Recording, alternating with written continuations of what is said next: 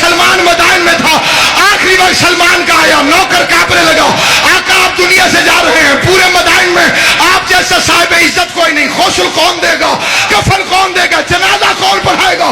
سلمان مسکرا کے کہتے گھبرانا، میرا جنازہ وہی پڑھائے گا جس نے محمد کا پڑھایا۔ عقیدہ ساتھ دے، میرا ساتھ دینا، میں عقیدہ کا فکرہ پڑھنا چاہتا ہوں۔ گھبرانا، میرا جنازہ وہی پڑھائے گا جس نے محمد مصطفیٰ کا پڑھایا تھا۔ سلمان کی روح کفس انصری سے پرواز کر گئی، میت سلمان پر نوکر گھبرانے لگا، نام اس کا زازان تھا، پریشان ہو کے کہتے کیسے علی کو پتہ چلے گا، کون جا کے علی کو خبر دے گا، کب علی جنازے میں آئے گا؟ ابھی دل میں یہ خیال آیا، دروازے پہ چکل باپ ہوا، زازان نے پوچھا کون؟ آواز ماتا یتفکر انا علی ابن ابی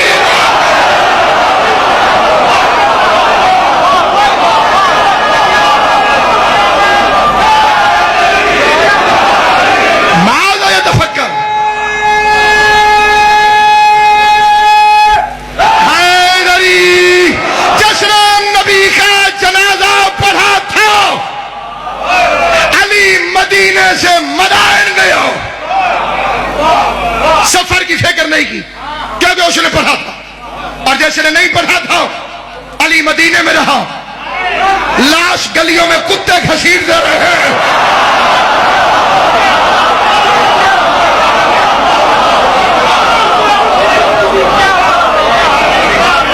علی گیا ہی نہیں۔ تو کسی کے جنازے میں علی کو ثابت کر میں مان جاؤں گا وہ نبی کے جنازے میں تھا۔ اس پر ایک فکرہ، تقریر ختم ہو گئی، ایک فکرہ ضرور کہنا چاہتا ہوں۔ اس میں بندے مکر کرتے جی نبی کا جنازہ تو ہوتا ہی نہیں، یہ ایک فکرہ۔ اچھا نبی خود نماز پڑھتے تھے، جنازہ نہیں ہوا، روزہ رکھتے تھے، جنازہ۔ یہ پتہ آپ کو 5 تکبیر نماز جنازہ کیوں ہے؟ ہر نماز کی گواہی میں ایک ایک تکبیر،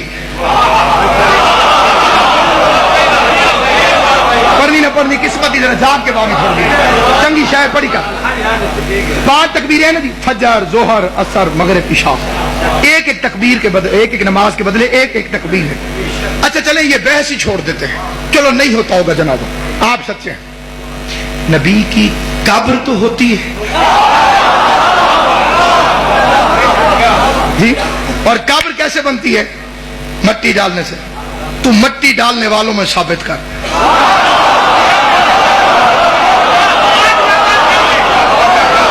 یا پھر شیعوں سے صحیح بخاری چھپا لے، کیونکہ جب تک صحیح بخاری رہے گی ہم پوچھتے رہیں گے کہ بزرگ نے مرتے ہوئے بیٹی سے کیوں پوچھا نبی کو کتنے کپڑوں میں کفن دیا گیا تھا؟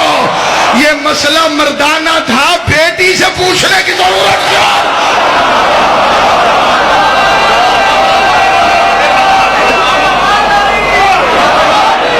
نبی کے جنازے میں آئے نہیں، زہرا نے آنے نہیں دیا، خطرہ تھا کہ آ جاتے، سیاست کی بنیاد پر آ جاتے۔ بطول نے فرمایا یا علی مجھے رات کو دفن کر، کہ جنازے میں آ جاتے تو جنتی ہو جاتے، کیونکہ ان پر جہنم واجب ہو چکی تھی۔ بطول نے آنے نہیں دیا۔ علی کے جنازے میں 9 افراد، یہ بھی روک کے گئی نام لے لے کے یا علی انہیں میرے جنازے میں نہ،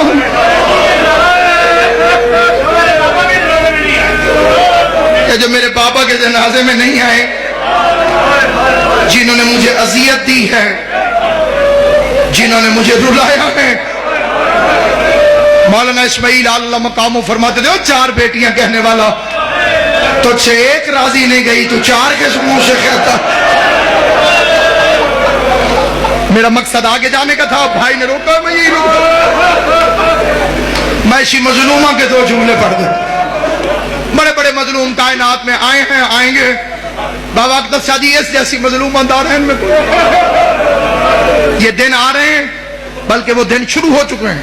جمادی الاول، جمادی الثانی، منت کرتا ہوں ایک ایک کے آگے ہاتھ جوڑ کر، امام حسین کا ذاکر سمجھ کر، ایک مہربانی کرنا،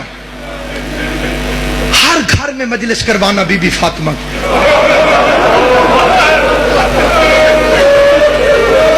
ضروری نہیں کہ سپیکر لگاؤ، نہ لگانا سپیکر، ضروری نہیں کہ ذاکر بلاؤ، نہ بلانا ذاکر، ضروری نہیں کہ دریاں بچھاؤ، آخر تمہارا گھر ہوگا، گھر میں اکٹھے ہو کے اپنی اولاد کو بٹھا لینا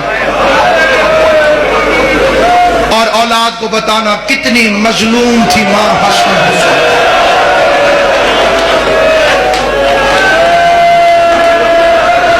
ہائے کر دینا میرا عزیز، فضائل میں تمہاری مرضی، غریب کا تذکرہ، صرف ہائے کر دو گے کافی۔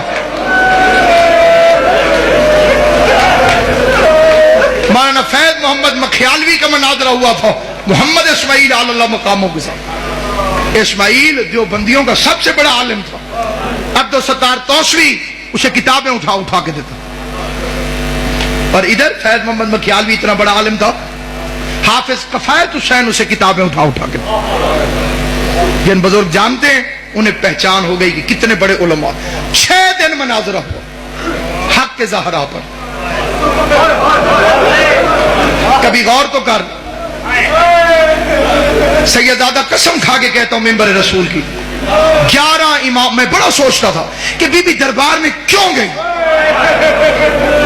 یہ ایک سوال تھا بچپن سے میرے ذہن میں، اتنا بڑا پردہ، اتنی بڑی مختومہ، دختر رسول، غیرت علی، دربار کا مطلب چھوٹے بچوں کو سمجھ نہیں آئے گا، کچہری میں گئی۔ میں نے کئی بندے اپنی آنکھوں سے دیکھے، وہ کہتے ہیں جناب فلاں زمین ہے تو میری، لیکن کیا کروں بیٹی کے نام ہے، میں کچہری نہیں جانا چاہتا۔ یہ اس دور کی بات کر رہا ہوں۔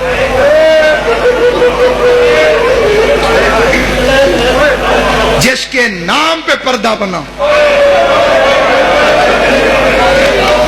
میں سوچتا تھا، میری ایک اپنی سوچ تھی، غلط یا صحیح، میں سوچتا تھا کہ اتنا مہنگا تو نہیں تھا باغ فدق، جنت کی مالکن ہے، نہیں ملا باغ تو کیا ہو گیا، کچہری میں کیوں گئے۔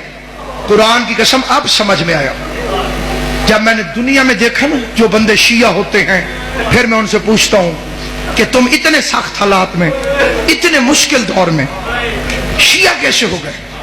اور وہ کہتے ہیں حق کے زہرا۔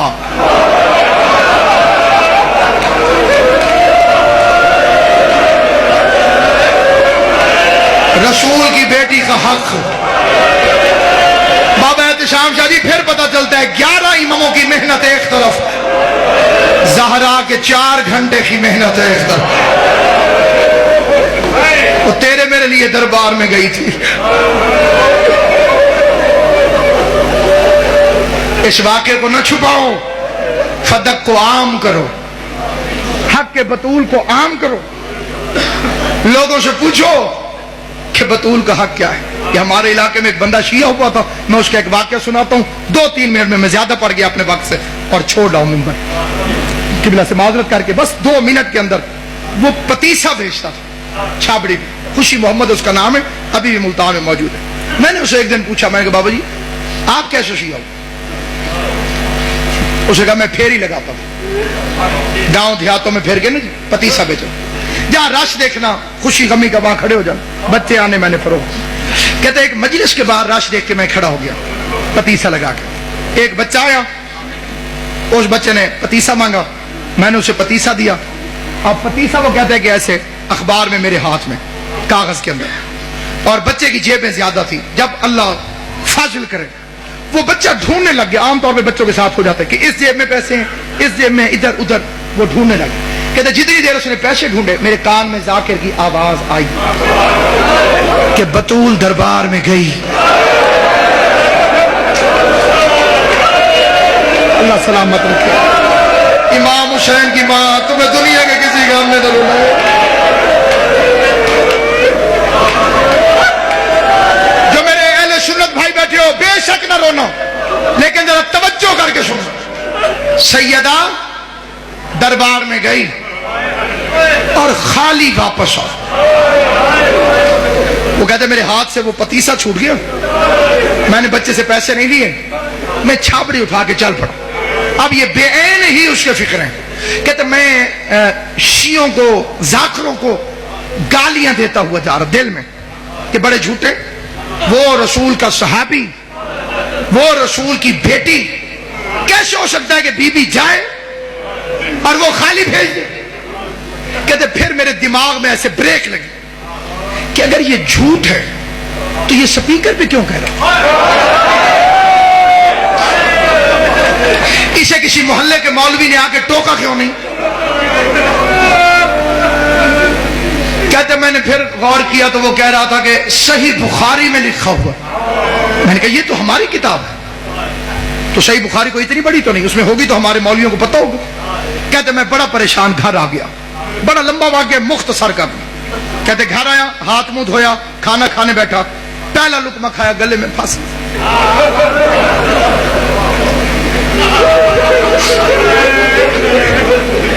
کہتے ناصر عباس مجھے ذاکر کے فکر نہیں بھول رہے۔ میں نے کھانا چھوڑا، بیوی پوچھتی رہی کدھر؟ میں نے کہا میں ابھی آتا ہوں۔ عشاء ہو چکی تھی۔ کہتے میں نے مولوی کا دروازہ کھٹکھٹایا، مسجد کے ساتھ سے مولوی نکلا۔ میں نے کہا مولوی جی ذرا کام میں توڑ۔ مولوی کو ساتھ لے کے مسجد میں آ گیا۔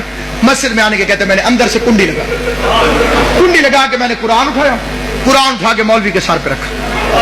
کہتے پہلا فکرہ میں نے کہا مولوی صاحب میں بڑا پریشان، میں مر سکتا ہوں، میرے دو سوال۔